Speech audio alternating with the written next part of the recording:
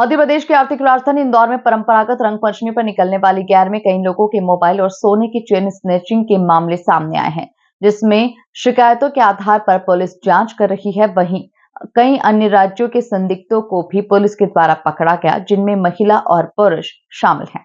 दरअसल Indore police commissioner Santosh Singh द्वारा इस बार रंग पंचमी पर निकलने वाली परंपरागत गैर में इंदौर क्राइम ब्रांच को अलर्ट किया गया था। वहीं बदमाशों के लिए खतरा बनी हुई तीसरी आग कहे जाने वाले सीसीटीवी कैमरे की मदद से पुलिस ने हरियाणा मेवात गैंग की 6 महिलाओं और 1 पुरुष को गिरफ्तार किया है। ये गैंग गैर में शामिल होकर महिलाओं के गले से सोने की चेन काटकर झपटमारी कर फरार हो जाती थी। पुलिस के लिए इस गैंग को पकड़ना मुश्किल ही नहीं बल्कि नामुमकिन था, मगर crime branch DCP Rajesh Tripathi और उनकी टीम ने कार्रवाई करते हुए चैन स्नैचिंग करने वाले, आमजन पर जूते चप्पल चलाने वाले और भीड़ का फायदा उठाकर लड़कियों और महिलाओं से छेड़खानी करने वाले लगभग 40 लोगों को गिरफ्तार किया है।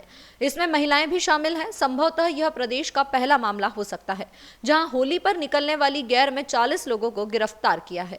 देखिए, कमिश्नर सर ने शुरू से ही निर्देश दिया था कि ये जो गैर का रंग पंचमी का जो त्यौहार है इंदौर का, ये काफ़ी महत्वपूर्ण होता है और पूरे साल भर में ये काफ़ी बड़ा इसका महत्व है।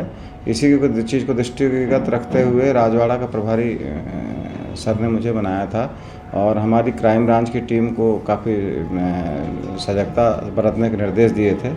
उसी कड़ी में हम लोगों ने काफ़ी लोगों को चिन्हित किया और ख़ास तौर पर हमारी निगाह ही, क्राइम ब्रांच की निगाह उस चीज़ पर थी कि कोई इस तरह के भीड़ में घुस करके छेड़खानी या चेन स्नैचिंग या कोई बदतमीजी करता है, जूते वगैरह किसी के ऊपर फेंकता है जो कि उसके रंग पंचमी के फिजा को बिगाड़ता है।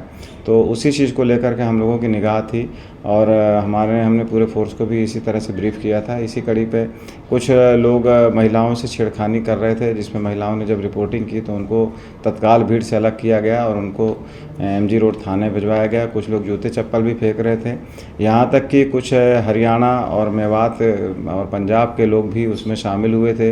वो लोग उसमें कुछ महिलाएं थी, लगभग 5-6 महिलाएं ऐसी मिली जो हरियाणा मेवात की रहने वाली थी, दिल्ली की भी थी, जिन लोगों ने अपने खाली बैग और वगैरह रख करके और लोगों के चैन स्नैचिंग करने का भी प्रयास किया था।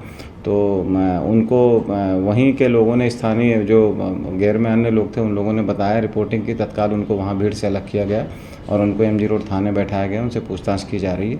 इसके अलावा एक व्यक्ति हमको वो भी मिला जिसने बाकायदा एक कैंची लिया हुआ था और उसने सोने की चैन काटने की कोशिश की थी, तो वो सोने की चैन और कैंची सहित वो युवक बरामद हुआ।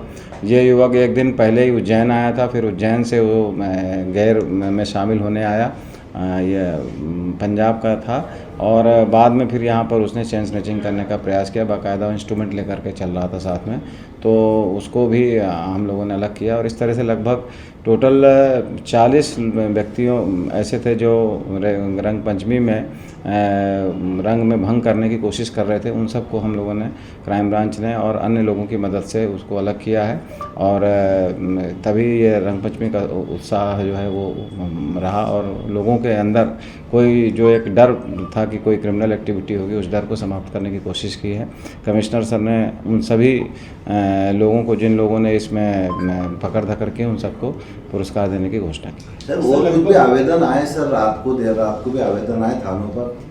लगभग कितने के जो है चेन स्नैचिंग या फिर कटिंग की शिकायत? इस तरह के 3-4, चूँकि हम लोग मौके पर थे तो 3-4 सूचनाएं आई थी, तो हम लोगों ने भी कई लोगों को ये भेजा भी था थाने पर कि भैया आप लोग उनको आइडेंटिफाई अगर कर सकते हैं तो जो बंद पकड़े गए हैं उनको आइडेंटिफाई करें, और वो कार्रवाई चल रही है। बाकी और कुछ लोगों ने रिपोर्टिंग की है तो उनकी भी सूचनाओं को बाकायदा रजिस्टर किया गया है और अब उस पर आगे कार्रवाई की जाएगी, उनको बरामद करने का प्रयास किया। इन आरोपियों को पहचान कैसे की आप लोगों ने? इतनी भीड़ के अंदर पहचान करना बहुत मुश्किल था। ये वहाँ पर चूँकि हमारे भीड़ के अंदर हमारी पुलिस भी लगी हुई थी, क्राइम ब्रांच के लोग भी उसमें सिविल ड्रेस में लगे हुए थे और उनकी सिर्फ यही निगाह थी कि कौन किसके साथ बदतमीजी कर रहा है, कौन किस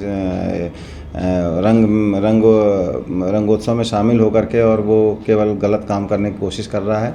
सीसीटीवी कैमरे भी लगे थे जिससे वरिष्ठ अधिकारी देख रहे थे, उनके द्वारा भी लगातार हमारे land order additional CP sir वगैरह भी सभी लोग सीसीटीवी कैमरे पर भी लगातार निगरानी रख रहे थे और जहाँ कहीं भी इस तरह की चीज़ें दिखती थी तो वो तत्काल हम लोगों को पता चलता था और फिर हम लोगों ने ऐसे लोगों को चिन्हित करके और बाहर किया और बाहर करने के बाद फिर उनको थाने के माध्यम से थाने पहुंचवाया। इंदौर से द नेशन टाइम की रिपोर्ट।